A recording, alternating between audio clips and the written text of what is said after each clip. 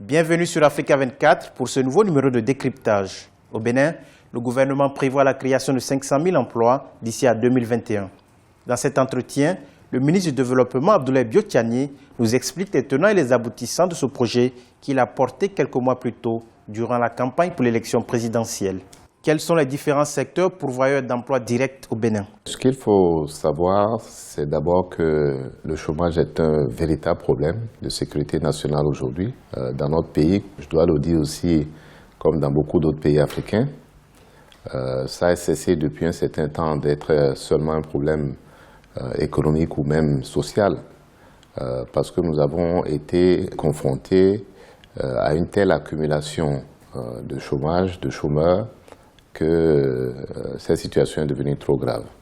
Nous avons, du fait du fort taux d'accroissement de la population, nous avons tous les ans une accumulation de demandeurs d'emploi sur le marché. Ce qui fait qu'aujourd'hui, par exemple, pour vous donner un chiffre assez inquiétant, nous avons 70% de la population qui est sous-employée. Et ça s'aggrave parce qu'il y a 5 ans, nous étions autour de 50%. Et donc, vous pouvez voir comment le phénomène s'aggrave d'année en année. Il faut prendre conscience du défi que cela présente pour nos différents gouvernements.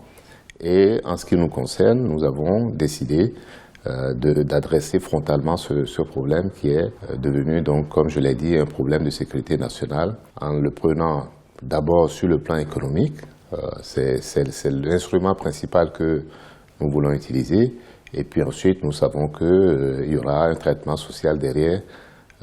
Et là aussi, nous avons des instruments. Quels sont les projets et programmes qui sous-tendent l'ambition du gouvernement de créer 500 000 emplois d'ici à 2021? C'est essentiellement l'agriculture et dans une moindre mesure les services. Et quand je parle des services, c'est tout ce qu'il y a autour du port, les véhicules d'occasion, le transit, y compris les transitaires ambulants, un peu tout ce qui est des emplois précaires autour du port. Ce que nous envisageons sur le court et moyen terme, donc d'ici la fin de ce quinquennat, c'est des investissements massifs dans des secteurs qui vont être fortement pourvoyeurs d'emplois. Nous avons un programme ambitieux de construction de logements sociaux, 20 000 logements sur les 5 ans. C'est dans la construction, dans le bâtiment, une forte utilisation de la main-d'œuvre. Il y aura plus de 100 000 emplois créés dans ce domaine-là. C'est bien sûr toujours l'agriculture qui a jusqu'ici été le secteur pourvoyeur d'emploi. Nous avons des programmes importants de diversification, mais aussi d'accroissement des investissements dans ce secteur qui va fournir des emplois importants, dans plus de 150 000 emplois qui vont être créés dans ce domaine. C'est tout ce qui concerne les infrastructures routières, portuaires, aéroportuaires. Nous allons construire un nouvel aéroport à Glodjibé. Et tout ça va générer des emplois. Et pour finir dans ce domaine sectoriel-là, le secteur du tourisme que nous allons relancer. Jusqu'ici, il n'a pas été fortement pourvoyeur d'emplois. Nous allons le faire. Et là aussi, nous allons générer des dizaines de milliers d'emplois. Et donc, rien que de voir ce qui va être généré par ces différents secteurs, on est largement au-dessus de l'objectif de 500 000 emplois. De nombreux observateurs estiment que cette ambition est irréalisable. Êtes-vous de cet avis? Bien, alors, nous avons un vaste programme de développement économique et social. C'est le programme d'action du gouvernement que le président Patrice Talon a dévoilé le 16 décembre dernier, que nous avons appelé le Bénin révélé, parce que nous souhaitons effectivement que les Béninois prennent conscience du potentiel de notre pays, mais aussi que nos concitoyens africains, mais aussi que le reste du monde sache ce qu'est le Bénin et quel potentiel il y a dans ce pays-là, aussi bien en termes d'opportunités d'investissement qu'en termes de visites touristiques, etc.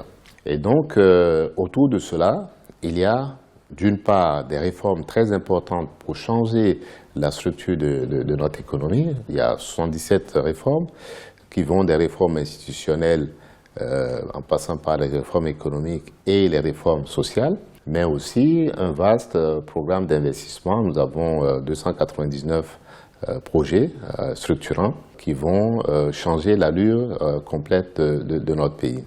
Il y a au total plus de 9 000 milliards d'investissements, et tout ça dans des secteurs aussi importants que, je l'ai rappelé tout à l'heure, l'agriculture, le tourisme, l'économie numérique et surtout l'économie du savoir. Quel est votre plan d'action pour parvenir à créer 100 000 emplois par an? Les différents secteurs qui vont fournir ces emplois-là, mais aussi à travers une démonstration macroéconomique. Nous avons validé ces projections sectorielles-là, l'emploi dans l'agriculture, l'emploi dans le tourisme, l'emploi dans les infrastructures, l'emploi dans le cadre de vie et d'autres encore. Oui, ce chiffre est non seulement réaliste, mais indispensable. Si nous voulons casser les tendances passées où le chômage s'accumulait, il faut arriver à cet objectif-là et nous allons nous y investir à travers, je l'ai dit, ces mesures économiques, mais aussi il y a un traitement social parce que nous allons prendre des mesures sociales. Le gouvernement aussi va recruter une partie, pas beaucoup, entre 3 et 5% de ces emplois-là iront au secteur public. Et nous allons prendre des mesures de traitement comme les stages pour les plus jeunes qui, pendant un certain moment, donc, vont accumuler du savoir dans des domaines aussi importants que l'entrepreneuriat, par exemple, où nous allons, disons, pousser les plus jeunes.